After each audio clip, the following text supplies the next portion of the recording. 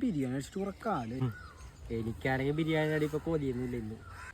അതെന്താ കൊതിയില്ലാത്ത? അതൊക്കെ ഉണ്ട്. ഇന്ന് നമുക്ക് വലിയ കൊതിയൊന്നും ഇല്ല. അടിന്നൊരു കല്യാണ വന്നണ്ട.